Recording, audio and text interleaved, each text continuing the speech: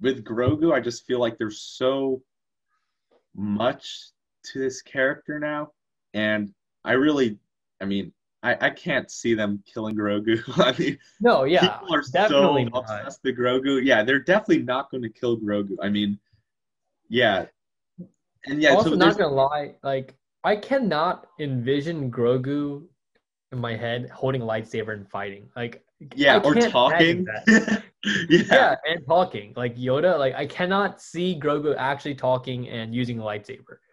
they got a lot of work to do for Grogu. Yeah, Yeah, I they mean, really do. They really do.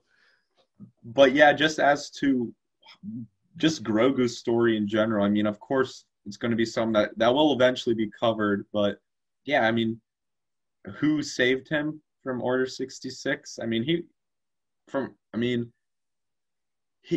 was pretty much a baby, or he was 50 years old when Mando found him, but I mean, almost. I mean, I guess he seemed pretty helpless, but it's because he was kind of repressing the Force. Hmm. I know. I mean, he was super powerful with the Force. I don't know. I just, yeah, I kind of imagine what it was like for him at the temple, and then who saved him, and then post Mando's timeline where he's with Luke when Kylo turns to or when Ben Solo turns to the dark side, how he gets out of there. People are saying, oh, maybe Ahsoka will take him in as a gray Jedi, but I mean, really, anything's open. I feel like. Right. Yeah, and I also do want to see Ahsoka interact with Luke because I don't think I might be wrong, but I don't think they've ever interacted before. I don't think so either. Yeah, so There's that so much to interaction, go in that yeah, the conversation. interaction would be special. And then I hope uh Ahsoka shows up somewhere in the Kenobi show. I don't know when, but I just hope she does somewhere. Having that reunion would be amazing as well. Yeah, just visit Luke on Tatooine, meet Luke. Hmm. And yeah, I just feel like Luke and Ahsoka talking. I mean, that would be an amazing moment because either one would fill in the other's perspective of Anakin Hmm. slash Darth Vader. Because I don't know if Ahsoka knows that Anakin was saved at the end of Return of the Jedi. I mean, I don't really know what she's been doing this whole Right. time. I mean, she knows, from Rebels that Anakin was Darth Vader, and Luke, I guess, had Obi-Wan's stories on the Clone Wars about his father, but Ahsoka was, Anakin's Padawan, so she'll Right. offer a completely different perspective. I think Ahsoka and Anakin, had obviously a different relationship than Anakin Obi-Wan, so it just fill in either one's just like memories of who Anakin really was. Right. Yeah. Yeah, that'd definitely be special. Um, and that's probably gonna be like one of the big moments in the Ahsoka show, as like a huge surprise, I think. Yeah, I feel like that's going to be, like this Luke Skywalker scene, but 10 times the emotions probably. I mean, I Yeah, think it's yeah. going to be a really beautiful moment. I thought Ahsoka and Grogu just kind of sensing each other through the Force. I mean, the way it was shot and everything. I mean, that whole Hmm. episode was pretty awesome, the way Dave Filoni directed it. But I mean, such like an ethereal, um, just like weight. Like there's a lot of weight in that scene. It was pretty Yeah. awesome. And I think Rosario Dawson did an incredible job. Like at first, I was like, okay, how are they gonna do Ahsoka live action? I saw like the fan art. I was like, okay, maybe that design will work. But then when I saw it, I was like, okay, yeah, it definitely works. The I'm lightsabers also and like everything. surprised the way that like they introduced her in that episode. It was just like right off the bat. I thought it was gonna be like a big reveal, but they Yeah, just yeah. right into it. It was really First, yeah, badass. first You know? few seconds, Uh, just chopping down people in that forest with the white light. The white lightsabers look so yeah. cool. I don't want to Mhm. geek out too much about lightsaber colors, but man, just seeing, I think it's always cool, just with the visual effects and ILM where they are now. I mean, just the way they can make that look so cool. Mhm. And I just think when Ahsoka did that Yeah, with the that was. lightsabers, I think Mhm. that's how she fought or Darth Vader in Rebels. Did she do that same? Maybe not. I think she did do it in Rebels, but Yeah, I think I don't she know. might It's have. just kind of a Yeah. cool callback. Ahsoka has a very distinct way of fighting.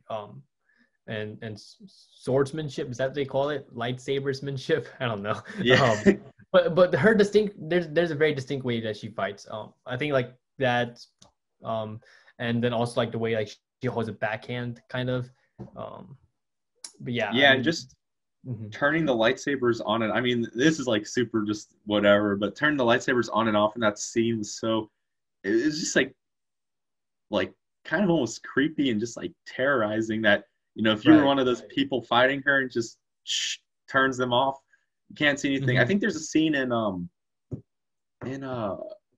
The Force Unleashed, either one or two, when Starkiller's fighting Storm. It must have been in two, maybe not, but he's fighting stormtroopers. It's a similar scene where he's just fighting them. Will cut one up, turn off his lightsabers. They don't know where he is. Same thing. So I mean, that maybe that was somewhat inspired, by Force Unleashed, which is just proves our point of how much attention, Yeah, yeah, Dave Filoni, Jon Favreau pay attention to even the video games. And Force Unleashed isn't even, it's probably some of the farthest from canon you can get in a video game. I mean, just how powerful Starkiller is, Darth Vader's secret apprentice, and how right. Starkiller like somehow kind of started the rebellion. Yeah, like, but Mhm. still, it's cool to at least take what they can, even if it is, the thinnest, line of connection of just the little Right, fights. It's right. awesome. Yeah. Um, I mean, I was surprised like why Jedi and Sith have not done more of that, just because their lightsaber just gives their location away.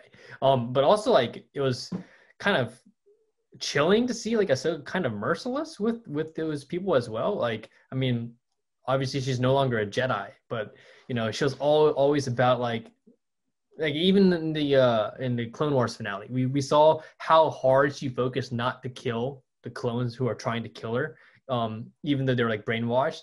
So the way that she was actually mercilessly like killing these people was also kind of a shock. But again, Ahsoka is a great character, badass character. They did her justice. Well, she's after Thrawn. I mean, she wants to find Ezra. She wants to Hmm. deal with Thrawn, and she's not letting anything come in her way. Right. Yeah. And yeah, just the magistrate. I mean, I don't really know who she was thinking she could fight Ahsoka. I mean, I guess it was kind of almost like a fight to the death kind of thing. She, I guess, was allegiant to Thrawn, but Yeah. I people were mean, saying Ahsoka was just toying with her I in that was fight. shocked like to see her kind of like standing her ground for like a good chunk of time. Like she even like made Ahsoka lose one of her sabers during fight. So I was like, I mean that was definitely surprising. But then again, if you're trained by Grand Admiral Thrawn, then you're probably really really good at fighting. Um, that's probably the explanation as to Yeah, why because some he people were was. saying, oh, Ahsoka's toying with her and doesn't want to kill her because she wants information. But, if you were trained, yeah, by Grand Admiral Thrawn, you're definitely going to be a smart fighter. You may not even be the most, have the most abilities to fight. Mhm. But if you have any somewhat of Thrawn's just mental, just the way how he can think, yeah, Yeah. she Hmm. like, because that's one thing, like a whole nother topic, but just like force sensitivity and how Jedi and Sith, the way they fight, they can kind of preemptively know their opponent's move. And Thrawn, as smart as he is, he kind of like can kind of come close to that without having the force. I don't know. That's just Hmm. weird little thing to think about. But yeah, like to come like he's if he was force sensitive, he'd be overpowered. I mean, Yeah. probably 100. take down cities or something. I mean, that he'd be too overpowered if he had the force. And that's a whole other thing. Some people were thinking that Moff Gideon was doing all these experiments on Grogu because he possibly wanted to become force sensitive, which I don't know how much I believe that. Especially though, because he had a dark saber, which is a lightsaber. Um, yeah, I mean that's one thing. I'm like when he was fighting Mando, neither one of them are force sensitive that we know of. I mean, I don't know if Mando's force sensitive. Mando is definitely not. I don't think Yeah, Mando. I mean, yeah, I think that's safe to say. But to see someone who isn't force sensitive fight with a lightsaber, and in this case the dark saber, it's kind of weird. I mean, it was more just brute force, just I mean, Yeah. Hmm. he said too in an interview, like he had broken multiple props for just going so hard with it. But this just makes me much more excited for if we do see that fight between Darth Vader, Obi-Wan. I don't even know how that would go down. I mean, do you have any even idea? Because No, I'm I don't. lost. I do not know. Because I don't Uh, think Obi-Wan would have left Tatooine because I mean, because like in the Rebels episode when Maul comes to kill Obi-Wan, Obi-Wan is super calm. He's calm throughout the whole fight, but it's when they're talking around the fire, Maul is saying like, "Why are you spending so much time here? Are you guarding something?" He says like, "Are you guarding someone?" And when he says that, you see Obi-Wan's lightsaber ignite. So he wasn't messing around, and I feel like that was the last thing he had to protect Luke. I mean, he probably felt a sense of failure for his own Padawan turned to the dark side, yeah. and especially because we learned in the Clone Wars he kind of knew about Anakin and Padme. He definitely knew about them. Yeah, and Anakin kind of knew about him and Duchess Satine. I mean, that's the thing. Right. Like, Yeah. they really understood each other well. So I feel like Obi-Wan's last kind of mission in life was to protect Luke. So I really just don't see him leaving Tatooine. And but then again, would Darth Vader have to come to Tatooine? Like, if Darth Maybe Vader knew where Luke was in Tatooine, it wouldn't make sense. So yeah. maybe like that trippy thing like that Rey and Kylo did, Oh, the like Force where Dyad. yeah, Yeah. like where they're not like physically together, but they can fight through the Force. Maybe that, I don't know. Yeah. I think it's a possibility, to be honest. And yeah, I would much rather. I mean, the Force Dyad thing is an interesting thing, but I just feel like with with uh with like yeah with Rey and Kylo, it was a bit weird. I don't know. I just didn't really like it too much because I'm like, how do they even know each other? And then it was because they were in love. They kiss at the end. But I feel like if you are going to do some sort of Force Dyad relationship, I think the two best characters are Anakin and Obi-Wan because, I mean, their relationship throughout the whole Clone Wars, yeah. So. Maybe it'd be a meta fake kind of fight. But that would be a whole other interesting concept if somehow they can reach out to each other through the Force. Mhm. And just Darth Vader's character is so interesting because, he turns to the dark side, but there's always still that like passion and he kind of wanted to overthrow Palpatine. We kind of learn, he wants Luke to join him. So he's it's not like he's content just being Palpatine's like Right.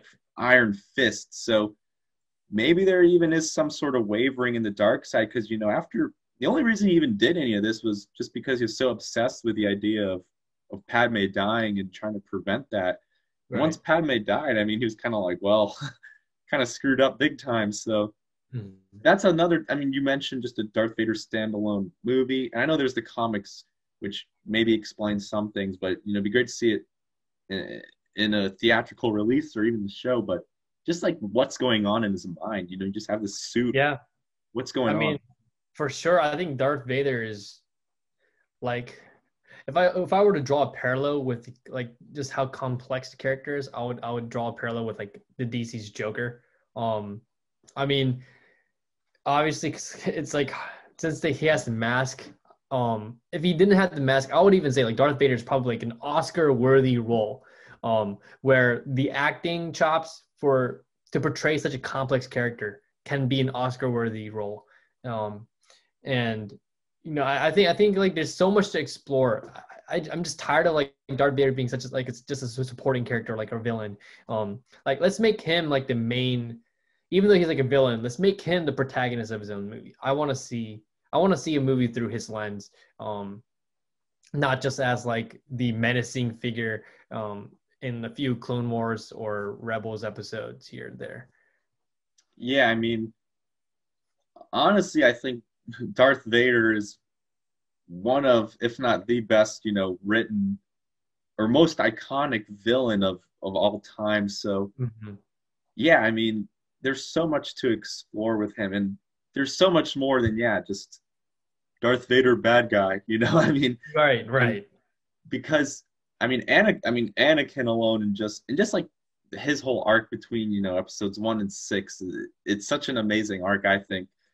And just the complexity of Anakin's character and what happened to him just in the first 3 episodes to even, you know, cause him to go down to the dark side. And then, you know, you Darth Vader's in the original trilogy, obviously, but you know, we're seeing it more from Luke's perspective, and Darth Vader's not really Anakin Skywalker in that sense. He's Luke's father, and Luke, you know, has to save him.